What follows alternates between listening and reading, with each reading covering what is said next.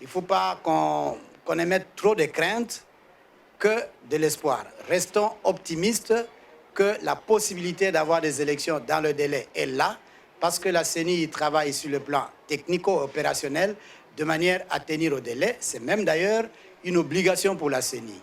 Et au niveau politique, c'est une exigence à avoir des élections promptes, donc des élections dans le délai, mais des élections de qualité qui aboutissent à la mise en place des institutions démocratiques apaisées et dans le calme. Mais pour cela, il est important de noter que la CENI, dans la mise en œuvre des opérations électorales, a quand même quelques contraintes.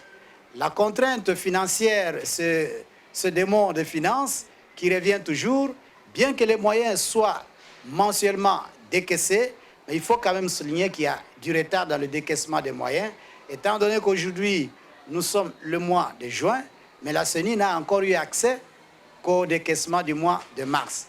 Mais l'idéal pour que nous puissions rattraper ce qui semble être comme petit retard, qui d'ailleurs sur le plan technique est en train d'être géré avec des ajustements, les ajustements que la CENI fait avec les moyens qui lui sont rendus disponibles bien qu'en retard, l'idéal serait que la CENI reçoive les moyens trimestriellement, si pas semestriellement.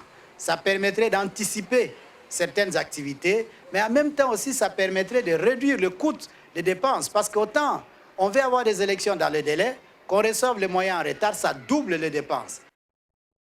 Vous venez donc là de suivre l'évaluation, la mise en œuvre de la feuille de route du processus électoral avec des réflexions sur son analyse technique organisée par la plateforme des ONG de la société civile. Agir pour les élections transparentes et apaisées. Gérard Bissambo, membre de l'Assemblée plénière de la Commission électorale nationale indépendante, a donné plus de précisions.